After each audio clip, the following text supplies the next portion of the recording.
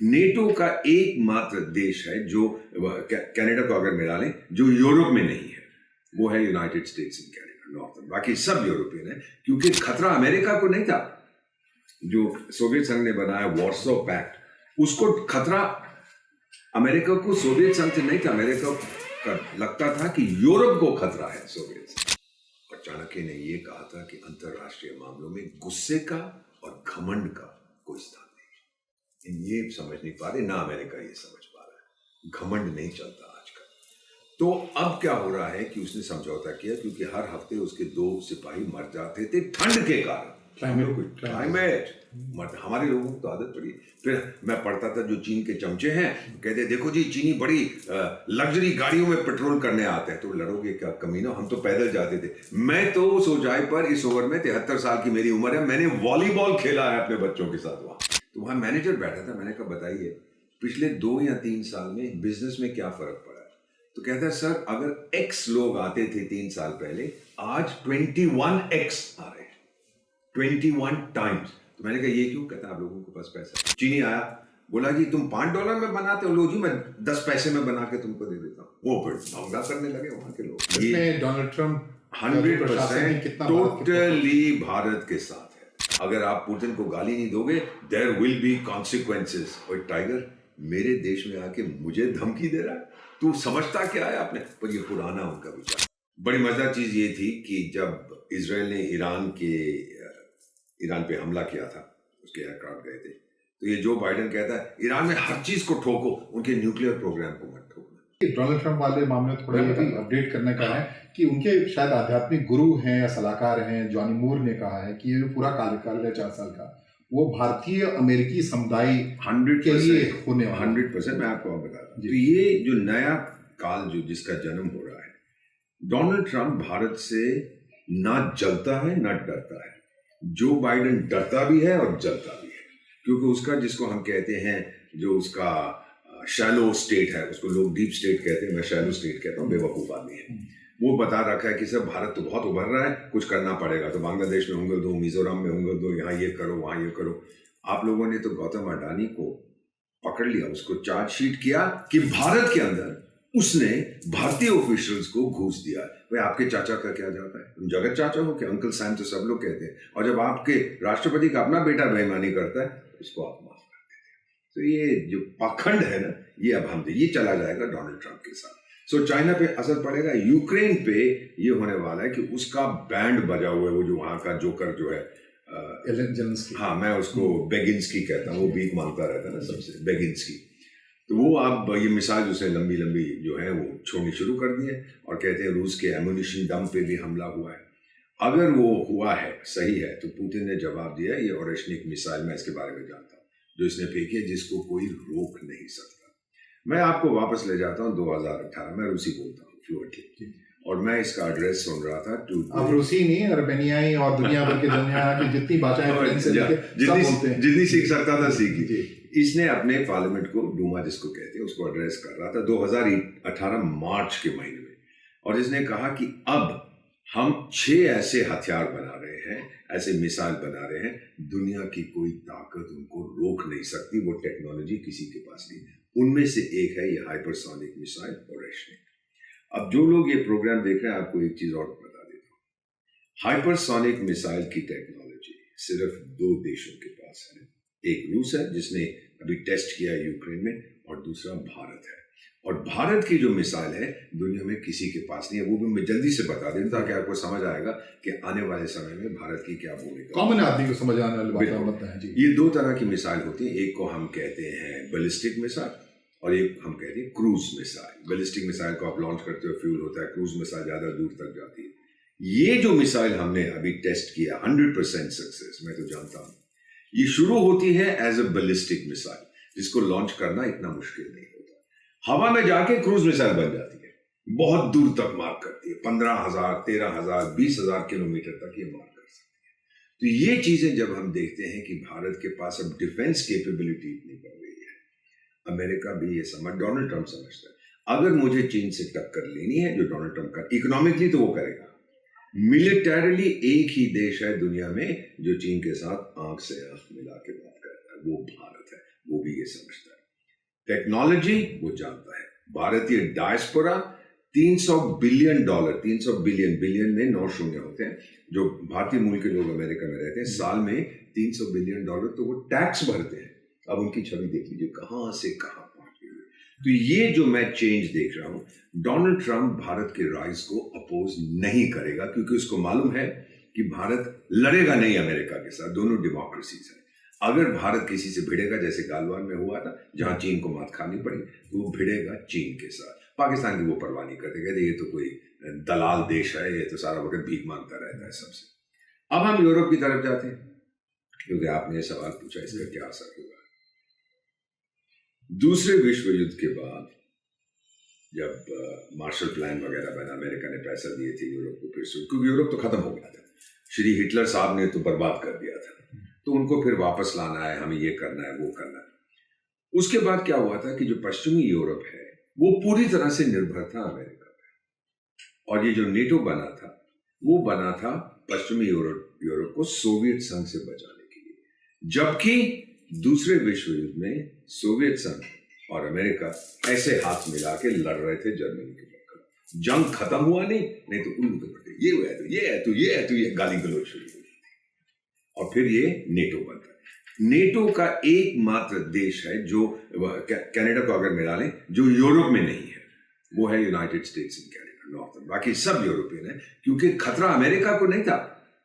जो सोवियत संघ ने बनाया वॉर्सो पैक्ट, उसको खतरा अमेरिका को सोवियत संघ से नहीं था, अमेरिका का लगता था कि यूरोप को खतरा है सोवियत संघ से, तो यूरोप बन गया उसका चमचा।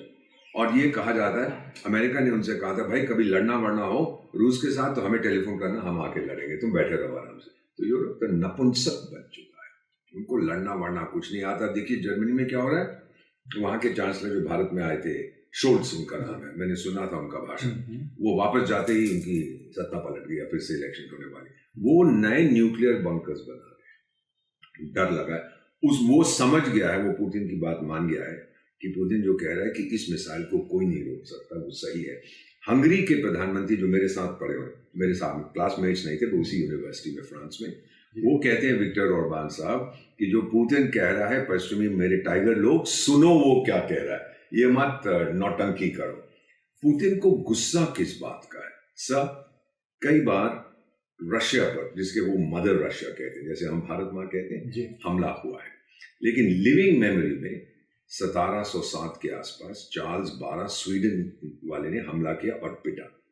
उसके बाद 1814 में नेपोलियन बोनापार्ट ने हमला किया, फ्रांस वाले, वो भी पिटा। उसके बाद 1941 में हिटलर ने हमला किया, वो भी पिटा। तो रशिया को पता है कि सबसे ज्यादा खतरा मुझ पे जब आता है वो यूरोप से आता है, और इसीलिए अब वो यूरोप को ठोकेगा। जब यूक्रेन का युद्ध शुरू हुआ, बड़ी दिलचस्प, आपको लग रहा है कि बिल्कुल वर्ल्ड वॉर के करीब है? वर्ल्ड वॉर नहीं होगी। डॉक्टर वोरा, आप जो कह रहे थे कि चीन और भारत को लेकर के जो स्थितियां बनने वाली आने वाले दिनों में, वो कैसा बनता हुआ देख रहे हैं, और कॉन्फ्लिक्ट के बारे में क्या बता रहे थे आप? मैं ये कह रहा था कि जो 4 साल पहले ये कॉन्फ्लिक्ट हुआ था गालवान में, 20 हमारे बहादुर बच्चे शहीद हो गए, हमने सबको स्टेट फिल्म दिया। चीन की तरफ से जो हमने बॉडी बैग्स गिने हैं जिसमें वो शव को ले जाते हैं, 108 तो हमने गिने हैं।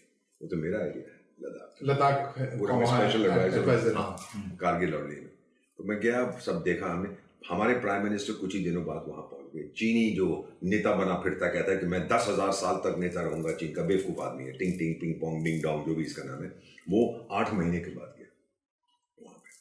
क्या डरते हैं लोग, डरते बहुत है। तो हमने जो बॉडी बैग गिने 108, हमारे 20, उनके 108 लोग हमने गिने हैं, गए ज्यादा मारे होंगे। ये पहली पीढ़ी है चीन में जिसका कोई भाई और बहन नहीं है, वन चाइल्ड पॉलिसी। फौज कहां से लाओगे? अब 40 साल की उम्र में भर्ती कर रहे हैं, रिक्रूटमेंट इज 40 years। अरे क्या लड़ेगा वो? हम तो 18, 19, 20 साल की उम्र में अपने जवानों को भर्ती करते हैं, और एक सैनिक के अगर पोजीशन खाली हो तो कितने हजार लोग खड़े हो जाते हैं। वहां पे कोई नहीं आता, पेरेंट्स उनको जाने नहीं देते।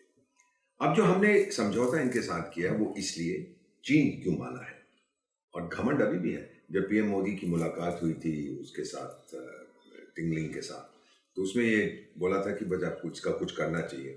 तो उनका जो ऑफिशियल अनाउंसमेंट था, नरेंद्र मोदी ने हमसे भीख मांगी, हमने कहा सोचेंगे। घमंड तभी भी नहीं गया है।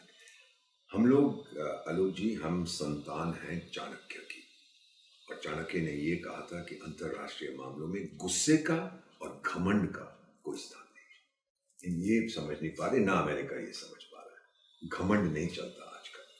तो अब क्या हो रहा है कि उसने समझौता किया, क्योंकि हर हफ्ते उसके 2 सिपाही मर जाते थे ठंड के कारण। क्लाइमेट हमारे लोगों को तो आदत पड़ी। फिर मैं पढ़ता था जो चीन के चमचे हैं, कहते देखो जी चीनी बड़ी लग्जरी गाड़ियों में पेट्रोल करने आते हैं। तो लड़ोगे क्या कमीनो, हम तो पैदल जाते थे। मैं तो उस ऊंचाई पर, इस ओवर में 73 साल की मेरी उम्र है, मैंने वॉलीबॉल खेला है अपने बच्चों के साथ वहां। देखिए इतना मजा आता है, और वो बैठे हुए हैं अपने तंबुओं में, अपने प्रेशराइज्ड कैबेज में बाहर नहीं निकलते। और हमारी फौज और उनकी फौज 1 मीटर के फासले आंख से आंख मिला के खड़े रहे। उन्होंने देखा भारत पीछे नहीं हटेगा, तो टिंकलिंग ने बोला कि भाई अब तुम लोग हट जाओ, बहुत से लोग मर रहे हैं। अब हमारे ये ऐसा हुआ क्यों था, थोड़ा बता दीजिए। चीन ने ये क्यों किया था? जी हाँ, क्यों किया था? चीन की सबसे बड़ी समस्या है कि पानी की बहुत कमी है। It's known as the water kingdom, बहुत शॉर्टेज है। और मेरा जो मानना है कि वो जहां से उसको पानी मिल सकता है, अरुणाचल प्रदेश से या लद्दाख से, वो उसको चाहता है। जो कुछ ले सकता है वो उसको लेना चाहता है। हम लोग जब किसी के साथ जंग करते हैं, हमने जंग किया है अपने बचाव के लिए। चीन हमेशा आक्रमण करता है।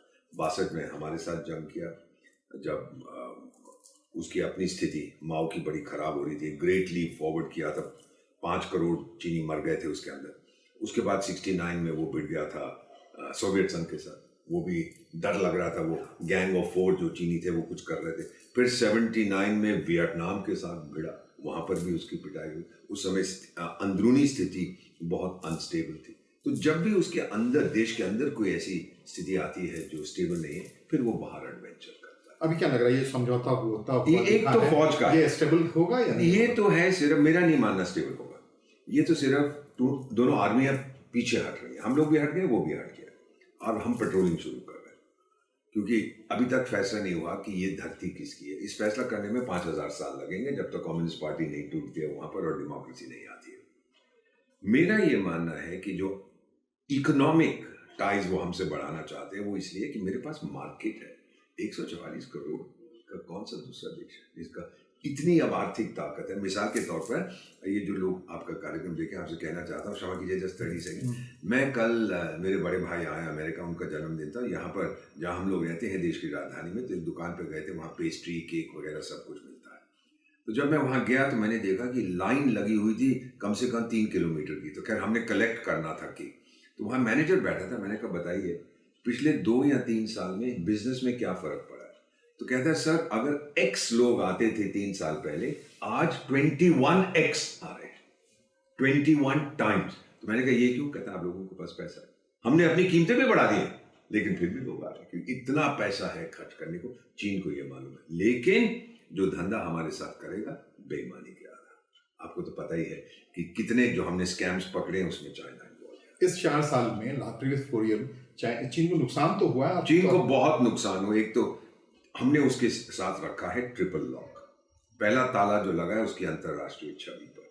मैं तो 3 अफ्रीकी देशों में विशेष सलाहकार हूँ। तीनों के लीडर्स ने मुझे फोन किया, मंत्रियों ने, और एक बात प्रेसिडेंट ने भी, जब गालवान का ये हुआ, मिस्टर एम्बेसडर आपने साबित कर दिया है कि ये बिल्कुल पेपर टाइगर है चाइना। ये धमकाता है, डराता है, इसमें दम नहीं है। दूसरा लॉक जो हमने यूज किया इनके साथ, इकोनॉमिक लॉक। हमने अपना मार्केट बंद कर दिया। अब वो हमारी कंपनियां कहने लगी जी सप्लाई चेन है। और यार सप्लाई चेन है तो कभी तो तोड़नी पड़ेगी। अगर एक सप्लाई चेन बन गई है 30 साल में, तो क्या उसको 30 लाख साल तक चलाओगे? तोड़ना तो पड़ेगा। तो वो हमने दूसरी चीज, सेकंड लॉक हमने। थर्ड हमने लॉक किया है हमारी मिलिट्री डेवलपमेंट। जिस तरह, जिस रफ्तार से, खासतौर हमारी नेवी, टिंग टोंग अपनी फौज को क्या कहता है कि भाई लड़ना सीखो, भारतीयों से लड़ना सीखो। देखिए ये कैसे भिड़ जाते हैं, नहीं कर पाते को लड़ने की आदत है। उनको तो चोरी, डकैती, डाकू, बेईमानी करके पैसा बनाना है। सो मेरा मानना है कि हमने उनको बिल्कुल निवस्त कर दिया है। क्या लगता है ये भी जो सिचुएशन नया डेवलप हुआ भारत और चीन का, ये स्टेबल रहने वाला है? नहीं, 2-3 महीने के अंदर जब इसको लगेगा कि मेरी हालत बहुत खराब हो रही है, तो लोगों का अटेंशन डाइवर्ट करने के लिए फिर कुछ करेगा। 62 में किया था जब माओ ने वो ग्रेट लीप फॉरवर्ड में 5 करोड़ चाइनीज मार दिए थे। उसके बाद पंगा वो उसके गैंग ऑफ 4 या कुछ ऐसा होता था, तो सोवियत संघ पे इसने हमला किया उस समय डॉक्टर। और फिर 79 में वियतनाम, और तीनों बार हमारे साथ भी जो लोग कहते हैं ना कि हम 62 में हार गए थे, हम हारे नहीं थे। हम नीचे आए थे और हम उससे कह रहे थे अब आ जा नहीं, हम लोग तैयार नहीं थे, अब हम टोटली तैयार हैं। अनदर थिंग, ये तो वार जोन की बात हुई, जो अगला 4 साल आप भी बता रहे हैं कि अमेरिकन भारतीयों का होने वाला है, जिस ढंग से प्लेसमेंट हो रहा है, कश्यप पटेल आ गए, तुलसी बनार्ड आ गई हैं, बहुत से विवेक रामास्वामी आ गए, तमाम क्री इंस्ट्रूमेंट भारतीयों के पास, भारतीय मूल के लोगों का वसान आ गया है। और चीन से कहा जा रहा है कि अमेरिका का वैर बढ़ने वाला है, ऐसा है क्या? 100% इकोनॉमिकली कोई जंक्शन ऐसा क्रिएट हो रहा है, उसमें कैसे देखते हैं भारत के रोल को? अगर कोई हाई टेक्नोलॉजी की चीज है, अमेरिका चाइना से नहीं ले सकता, चाइना के पास है नहीं, वो नकल करते हैं। अमेरिकी बनाई हुई चीज की नकल करके अमेरिका तो वापस खरीदेगा नहीं। हुआ क्या था कि जब मैं अमेरिका में पोस्टेड था, मैं देखता था, मिसाल के तौर पर मैंने ये मफलर यहाँ पहना हुआ है अपने गले पर, तो मैंने इसको $10 का खरीद लिया, जिसमें से जो दुकानदार है उसका $5 का मुनाफा है। फिर वो सेल पे लगा के तो $8 का करता था, फिर भी उसका $3 का, हम बड़े खुश होते थे। चीनी आया, बोला जी तुम $5 में बनाते हो, लो जी मैं 10 पैसे में बना के तुमको दे देता हूँ। वो फिर महंगा करने लगे वहाँ के लोग, और सारी उनकी फैक्ट्रियाँ चीन चली गई, क्योंकि लेबर को सवाल ही नहीं पैदा हो तो कोई तनख्वाह देने की, सब चीन सरकार बोलती थी फ्री में काम करो, वो फ्री में काम करते। अब फिर अमेरिका ने देखा कि हमारी बिल्ली हम ही को नहीं, जो हमने उनको सिखाया था वो हमारे पर उसका प्रयोग कर रहे। अब भारत ने ये कभी नहीं किया। जो टेक्नोलॉजी हमको दी है अमेरिका ने, दी है, हमने उसका दुरुपयोग नहीं किया, हमने किसी के साथ बांटी नहीं, किसी को बेची नहीं है। न्यूक्लियर प्रोग्राम ले लीजिए, हमारी न्यूक्लियर टेक्नोलॉजी सर्वश्रेष्ठ है दुनिया में, किसी के साथ हम लोग, हमारा non proliferation record world beater है, हमारे मुकाबला कोई नहीं कर सकता। फिर देख रहे हैं अमेरिका की मार्केट अब जो बढ़ रहा है वो भारत है। और वो ठीक है कि आपको एयरक्राफ्ट के इंजन चाहिए थे और हमने रोक कर दिया, ये कर दिया, वो कर दिया, ये वो अमेरिकन का जो शैलो स्टेट है, जिसे आप डीप स्टेट कहते हैं, वो अपने खेल खेलता रहता है। But we can do it ourselves. याद नहीं है जब वो कितना कांड हुआ था नंबी नारायण का, मैं तो जानता हूं उनको अच्छी तरह से। पीएम साहब बोले 10 साल पीछे हो गया था हमारा प्रोग्राम स्पेस का जो बना रहे थे क्रायोजेनिक इंजन्स का, लेकिन हम हार नहीं माने, हमने अपनी टेक्नोलॉजी बनाई और हम वहां पहुंच गए। जब चंद्रयान गया सर, जहां पर पहले कोई नहीं गया था, तो 6 फुट 2 इंच से मेरा 6 फुट 8 इंच का कद हो गया उससे। ये है गर्व की बात। हम लोगों में घमंड नहीं है लेकिन गर्व है। तो सारी दुनिया अब ये देख रही है, जो नया दौर है, मैं कहना भी मध्य दौर में है, हम पुराना दौर मरने से इनकार कर रहा है। भाई किसने बोला है ये 5 कौरव यूनाइटेड नेशंस की पंचायत में बैठेंगे? मैंने तो गीता में नहीं देखा, मैंने कुरान में नहीं देखा, मैंने बाइबल में नहीं देखा, मैंने ग्रंथ साहब में नहीं देखा कि ये 5 देश बैठ के परमानेंट मेंबर्स बन जाएंगे और हमेशा के लिए दुनिया का भविष्य तय करेंगे। और टाइगर दफा हो जाओ, अब तुम में ताकतवर। फ्रांस और ब्रिटेन क्या कर रहे हैं? चूहे से नपुंसक देश। बट नए सिस्टम को जिसमें भारत की भूमिका होगी, रशिया की होगी, मेरा मानना है इंडोनेशिया जैसे जो जापान है, जब उनको अफ्रीकन कंट्रीज, उनको मानने नहीं दी। G20 में तो हम ही ने अफ्रीका को शामिल किया था। इससे पहले किसको शामिल किया था? यूरोपियन यूनियन, गोरों की दुनिया है ना, तो हमने फिर अफ्रीकन यूनियन को, और वो बड़े ही आभारी हैं कि हमने ये किया। So we are trapped between 2 worlds. और अब मेरा मानना है कि अगले 3 या 4 साल में ये नई दुनिया हमारे सामने आ रही है। इसमें डोनाल्ड ट्रंप 100% टोटली भारत के साथ है, वो जानता है। और जब यहाँ आया था मैंने सुना है, उसने कहा था, उसके साथ जो लोग थे उन्होंने भी कहा था, उसके स्पेशल एडवाइजर्स, कि हमारी पार्टनरशिप अब आप देखिएगा, कोई इसको रोक नहीं सकता। फिर ये इलेक्शन हार गया, जब से कहता रहा कि मुझसे चोरी कर ली है मेरी इलेक्शन, और इस बार फिर जीत गया। क्योंकि अमेरिकन लोग ये समझते हैं कि हमारा, और मेरे बहुत से दोस्त हैं, मैं तो रहा हूँ, हमारा भविष्य भारत के साथ है। और अगर दुनिया में हम शांति चाहते हैं, इकोनॉमिक डेवलपमेंट चाहते हैं, अमेरिका और भारत को साथ साथ काम करना। वो छोटे पिन प्रिक्स आते रहे, वो तो हर जगह आते हैं, दोनों भाइयों में भी आपस में। एक छोटी सी बात अभी आई, यूरोपी में जो हम शुरू किया हमने ट्रांजेक्शन, तो उसको लेकर के प्रश्न वहाँ कुछ कह रहे हैं कि ब्रिक्स करेंसी नहीं होनी चाहिए, रुपी ट्रांजैक्शन में किसी को कोई प्रॉब्लम नहीं है। मैं वो पुराना बार्टर सिस्टम होता था, तुम मुझे चाय दो मैं तुमको चीनी दूंगा, वही सिस्टम पे हम वापस आ रहे, उसमें कोई दिक्कत नहीं है। बट एक मैं आपको स्पष्ट रूप से, क्योंकि आपका वन इंडिया प्रोग्राम है, जब मैं अमेरिका में पोस्टेड था तो मैं कुछ लेक्चर्स सुनता था। एक बहुत माने हुए इंटरनेशनल अफेयर्स के एक्सपर्ट थे, मैं उनको मजाक में विलियम लोमड़ी कहता था, उनका नाम था विलियम फॉक्स। वो सबसे पहले स्पेशलिस्ट थे, वो कोलंबिया यूनिवर्सिटी में भाषण दिया करते थे। उन्होंने एक किताब लिखी थी सुपर पावर, मेरे को एक कॉपी भी दी थी। वो पता नहीं कौन से देश का प्रेसिडेंट ले गया, वापस भी नहीं की, उससे आप मिलती थी। 80 साल हो गए उस किताब को। उसमें लिखा था, उस किताब का नाम था सुपर पावर। पहली बार इस शब्द का प्रयोग किया गया, सुपर पावर। उसने कहा उसमें है सोवियत संघ, यूनाइटेड स्टेट्स और ब्रिटेन। सोवियत संघ तो यमराज की ट्रेन में चला गया, ब्रिटेन जाने वाला है, बचता है यूनाइटेड स्टेट्स। फिर उसने ये लिखा कि सुपर पावर बनने के लिए आपको इन चीज़ों की जरूरत है। पॉपुलेशन होनी चाहिए, military strength, diplomatic strength, technology होनी चाहिए, मेडिकल थिंग, एजुकेशन होनी चाहिए। ये वो कई चीज़ें लिखी हैं। ये जब चीज़ें मैं पढ़ता हूँ कि उसने क्या क्या लिखा था, जो मुझे याद आता है, वो सब कुछ एंड मोर भारत के पास है। टेक्नोलॉजी में नंबर 1। मेडिकल तो आप जानते हैं, पिछले साल 10 लाख, इस साल 2024 10 लाख अभी तक हमने मेडिकल वीजा दिए विदेशियों को, यूरोप से, अमेरिका से यहाँ पे ट्रीटमेंट के लिए। 60,000 हमारे कॉलेज और यूनिवर्सिटी है। 2 कॉलेज प्रतिदिन हम शुरू करते हैं, 1 यूनिवर्सिटी प्रति सप्ताह हम शुरू करते हैं। 34 किलोमीटर सड़क हम हर रोज बनाते हैं। 8 नए एयरपोर्ट हर साल बनाते हैं, 2 मेट्रो सिस्टम हर साल हम बनाते हैं। तो जो कुछ उसने कहा था कि इंफ्रास्ट्रक्चर ये, और फिर कनेक्टिविटी के तो आप जानते हैं, जो हमारे मोबाइल सिस्टम है, जो कुछ उसने लिखा था सुपर पावर के बारे में, आज वो मेरे पास है। फाइनली पर्सनल एनेक्डोट, अमेरिका से मैं लौट रहा हूँ इसी साल एयरपोर्ट पे, क्योंकि मैं हाथ में ये पहनता हूँ और मेरे छाती पे ये रुद्राक्ष वगैरह हैं, वो पी शुरू कर देता है उनका मेटल डिटेक्टर। तो एक यंग अमेरिकन ऑफिसर, वैसे वो दुनिया के बारे में बहुत कम जानते हैं, तो आए कहते सर मैं हाथ लगा के कर रहा है, गो है जो करना है कर। फिर पूछता है ये क्या है, ये क्या है, ये क्या है, बताया ये सी है, वो ये रुद्राक्ष है एक्सेट्रा। क्या आप कहाँ से आए? मैं भारत का राजदूत हूँ। तो मजे से देखिए क्या कहता है मुझे, जब मैंने कहा कि हम एम्बेसडर ऑफ इंडिया, तो फिर मुझे कहता है आर यू अ हिंदू? अब वो हिंदू तो बोल नहीं सकते, आर यू अ हिंदू? तो मैंने कहा yes officer, I am a Hindu. Hindu? You are good fellows, I won't search you, go. अब इससे बड़ी चीज मैं क्या कह सकता हूँ?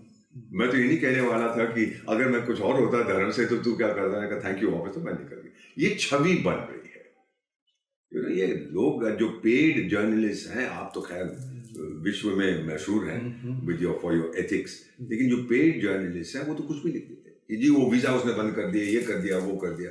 वो 10 करोड़ 1 करोड़ 10 मिलियन कह रहे हैं ना इलीगल इमिग्रेंट्स अमेरिका से बाहर निकाले, वो कनाडा जाएंगे। और जो कनाडा का जो प्रधानमंत्री था, वी स्टैंड फॉर फ्रीडम, अब वो कहता है मैं बॉर्डर बंद कर दूंगा। क्यों भाई टाइगर, तेरे को क्या हो रहा है? और डोनाल्ड ट्रम्प ने कहा कि जब मैं तारीफ बढ़ा दूंगा, दौड़ा गया उसके पास, मारे लागू, मुझे माफ कर दो मेरे अंकल, मेरे चाचा, मेरे आका, मेरे ससुर, मेरे। ये आपको क्या लग रहा है कैनेडियन इंडियन जो रिश्ते पैदा होता है, इस आदमी को जाना पड़ेगा।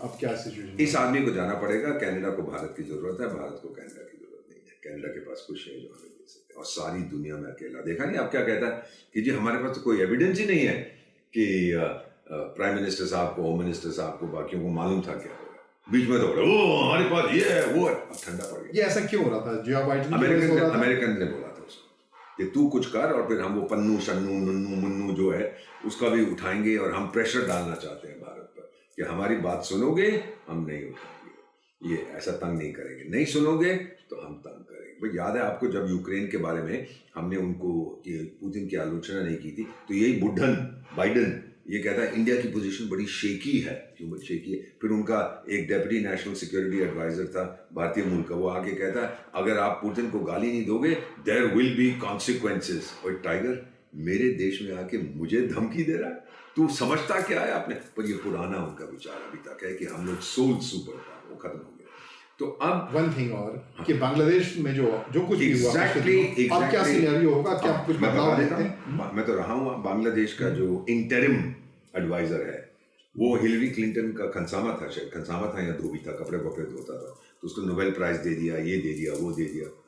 अरे देखो भाई, एक कहावत है, घोड़े पे चढ़ के किसी देश पर कब्जा करना आसान है, उतर के घोड़े से हुकूमत करना बहुत मुश्किल है। तो अमेरिका ने बना तो दिया उसको, और बनाया किस लिए? क्योंकि वहां पे जो सेंटिमेंट थे पुरानी सरकार के अगेंस्ट, वो अनएम्प्लॉयमेंट का था, करप्शन का था, इन्फ्लेशन का था, तो वो फिर भड़क गया सब कुछ। हम बहुत से देशों में मैंने देखा है जहां पे क्रांति आती है, इन मुद्दों के ऊपर क्रांति आती है, यंग पीपल जो अनहैप्पी रहते। सो बांग्लादेश में अब ये चला जाएगा, क्योंकि अगर ये रहा बांग्लादेश के 2 टुकड़े हो जाएंगे। बंगाली जो है 30 करोड़ हैं उस तरफ और हमारी तरफ मिला के। For a Bengali his language, his culture, उसकी जो उनके संस्कार हैं वो सबसे जरूरी है। वो हमसे हमेशा कहते थे, मैं मिलता हूँ, कि we are Bengalis, then we are Bangladeshis and then we are Muslims. अब कुछ लोग उसको उल्टा करने की कोशिश कर रहे हैं, नहीं चलेगा। Bengalis will never do anything, बहुत सिविलाइज्ड एडवांस्ड कम्युनिटी है। तो मेरा मानना है कि या तो ये चला जाएगा, क्योंकि इसके चाचा जो है बाइडेन जा रहे हैं, और डोनाल्ड ट्रंप ने तो पहले ही कह दिया था कि आपको ये नहीं करना चाहिए माइनॉरिटीज के अगेंस्ट। अब आपको एक चीज मैं अपनी तरफ से as we conclude, Sheikh Hasina के लिए अरेस्ट वारंट है जैसे नेतन्याहू के लिए है और उसके डिफेंस मिनिस्टर की, by the international criminal court. हम उसको मानते नहीं है उस क्रिमिनल कोर्ट को, लेकिन एक अरेस्ट वारंट है, बांग्लादेश मानता है। अब ह्यूमन राइट्स वायलेशन जो हो रही हैं, मिस्टर क्या नाम है, मोहम्मद यूसलेस खान नहीं, क्या नाम उसका, यूनुस खान, मैं उसको यूसलेस खान कहता हूँ, मोहम्मद यूसलेस खान साहब आपके अगेंस्ट सुन लीजिए मैं क्या बोल रहा हूँ, कोई ना कोई इंटरनेशनल क्रिमिनल कोर्ट में चार्ज लगाएगा ह्यूमन राइट्स वायलेशन, आपका अरेस्ट होगा। और फिर फाइनली ब्रह्मास्त्र क्या है, 2005 में संयुक्त राष्ट्र संघ ने एक रेजोल्यूशन पास किया जिसको कहते हैं रिस्पॉन्सिबिलिटी टू प्रोटेक्ट। आपके लोगों को समझने दीजिए, 3 इसके नींव हैं। अगर माइनॉरिटीज पर अत्याचार होते हैं तो पहला उत्तरदायित्व है सरकार एक्स का, जो भी सरकार है उनको बचाओ, नहीं होता तो वाई देश से मदद मांगो, ये भी नहीं होता तो फिर कोई भी देश आपसे पूछे बिना अंदर आएगा और माइनॉरिटीज को प्रोटेक्ट करेगा। यूसलेस खान साहब अपने एक्सपर्ट्स को बोलो, आपको समझाएं, कहीं भारत ने R2P रिस्पॉन्सिबिलिटी टू प्रोटेक्ट अगर हमने उसको लागू किया, कहाँ जाओगे, डूब जाओगे आप। 85 साल के हो, 86 साल के हो गए, आप मरने वाले हो, अब अपने देश को बर्बाद करके मत मरिएगा, इतना ही डॉक्टर वोरा, एक पहलू आ रह गया कहते कहते, जो अभी इजराइल और उस गाजा के हिस्से में जो चल रहा है, जो कुछ भी चल रहा है, इसका एस्केलेशन कहाँ तक देखते हैं? ये अगेन ऑलरेडी काफी हद तक कम हो रहा है। बड़ी मजेदार चीज ये थी कि जब इजराइल ने ईरान पे हमला किया था, उसके एयरक्राफ्ट गए थे, तो ये जो बाइडेन कहता है ईरान में हर चीज को ठोको, उनके न्यूक्लियर प्रोग्राम को मत ठोकना। अरे टाइगर, इजराइल डरता है तो ईरान के न्यूक्लियर प्रोग्राम से। इसका क्या मतलब है कि वहां जाके स्कूल में बम फेंक देना, किसी होटल में बम फेंक देना, न्यूक्लियर फैसिलिटीज को। और ट्रंप ने बोला सबसे जरूरी चीज है उसकी न्यूक्लियर फैसिलिटी को डिस्ट्रॉय करो, क्योंकि सारी दुनिया उससे परेशान। तो मेरा मानना है कि अब एक तरह का स्टेलमेट आ रहा है। हिजबुल्ला और इजराइल के बीच में एक समझौता हुआ था, वो 15 मिनट में टूट गया, वो फिर एक दूसरे पर बम फेंक रहे हैं। ये चलता जाएगा, लेकिन इजराइल हार नहीं मानेगा।